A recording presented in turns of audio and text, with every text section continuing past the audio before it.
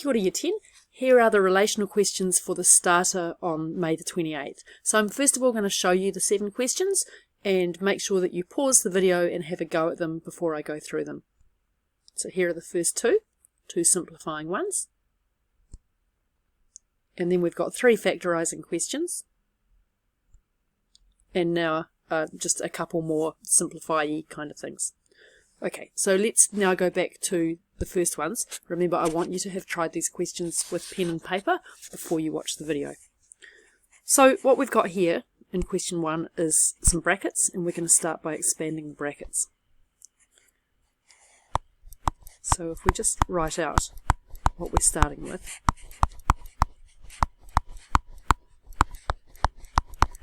What happens when I expand? Well, I get 4x cubed minus 4x squared times y, so 4x squared y. Now moving on, we've got plus yx times this first term here, so we're going to have plus 5x squared y. Now we have the yx plus yx times 7, so plus 7yx or xy. Right, can we simplify this any further? What we have to look for is whether we've got any like terms. So terms are like terms when the variables match exactly. So here we've got x cubed. We haven't got any more x cubed terms. But coming up next, we've got take away 4x squared y, and then we've got 5x squared y. So these are like terms. And then when we go to this one, the xy is different again. So putting that together, we can do this. 4x cubed, now I've got take away 4x squared y plus 5x squared y. So that gives me plus x squared y plus 7xy. So that's the first one done. Let's look at the second question with all of these awful looking square roots. I've put this question in here because it's a really common mistake to make when students are thinking about powers in algebra to muck up problems like this. So the classic error that your brain wants to make when you're looking at the square root of 16x to the power of 16 is to go, oh, I've got a square root sign. The square root of 16 is 4, and the square root of 16 is 4. So it must be x to the power of 4. So I'm going to write that down, but this is wrong, okay? I'm going to show you first of all why it's wrong, and then we'll see what we should be doing. So what's a square root? Well, a square root is the thing that when we square it gives us back what we started with. For example, the square root of 9 is 3, because if I take 3 and times it by itself, I get 9. So whatever we get for the square root of 16x to the power of 16 has got to give me that back. So let's try this. If I got 4x to the power of 4 and I square it, what do I end up with? Well, I get 4 squared is 16, but I get x to the power of 8. And that's happening because when I have an expression to the power of 2, I'm just going to be multiplying the powers, right? So this is from when we learnt unistructural work on algebra skills. So that's not going to work here. So the square root of 16x to the power of 16 will be 4x to the power of 8. And we can check that this is correct by squaring this and seeing. So now we have 4 squared, 16. And then I have x to the power of 8 squared.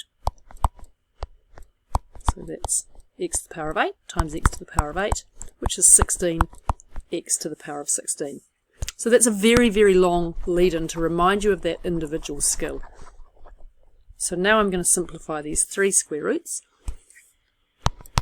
and we'll get 4x to the power of 8 times, for this one, 5x to the power of 32 divided by 10x to the power of 25. That gives me 20x to the power of 40 over 10x to the 25 which is 2x to the power of 15. Now luckily the next 5 questions are not all going to be this slow. Here's question 3. We need to factorise this. What we're looking for is the highest common factor between x cubed and x7. And it's x cubed. So x cubed times what will get me x cubed? X cubed times 1. Plus x cubed times what will get me x to the power of 7? Well, when I've got the same base, I just add the powers. So that's my answer for that one. The next one has just got one extra step. It's got coefficients in it. So I look for the highest common factor between 33 and 22, and it's 11. Now I look at the x's and I see x squared here and x to the power of 4. So this one's going to be x squared. 11x squared times what will give me this? 11x squared times 3. 11x squared times what will give me this? Well, it will be 2x squared. The next one is one where I've got mixed up w's, z's and coefficients. So first we work with the coefficients. What's the highest common factor of 5, 15 and 10? It's 5. Now we work alphabetically. We don't have to go alphabetically, but it works if we do. W. I've got w squared, w, use some colour, w squared, w and w squared. The highest common factor of the w's will be just w. Now let's look at the z's. Z squared, z cubed and z4. The highest common factor is z squared. So what now do I have to multiply through by to match each of these terms up? Well, here I need to have w, then I need to take away 3z. For this one, that's done, and I've got it times by z here, plus 2wz squared. Right, on to the last 2 problems. Okay, simplify this.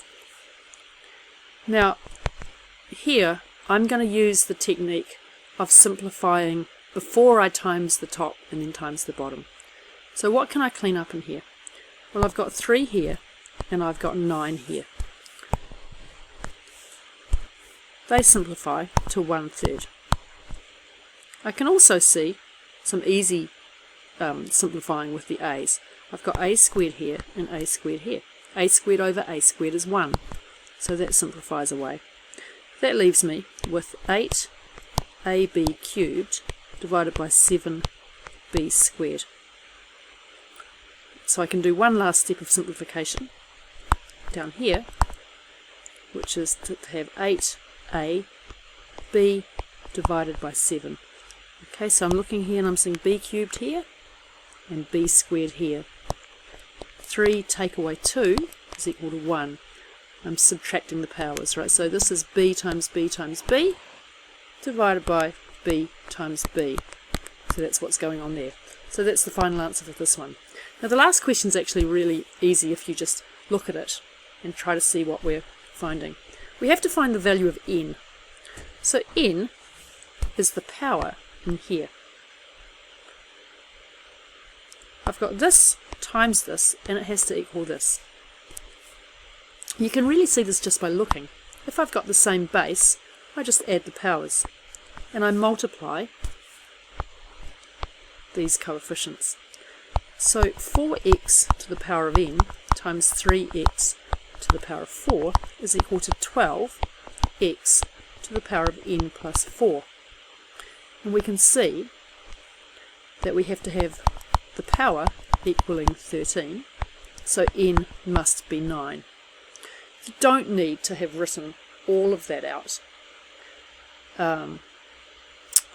although it is very good to demonstrate that you understand how multiplying powers works in algebra. So really good if you're showing that level of communication. Okay, that's all for now. I'll do some videos later on with some harder equation solving problems. Thanks for watching.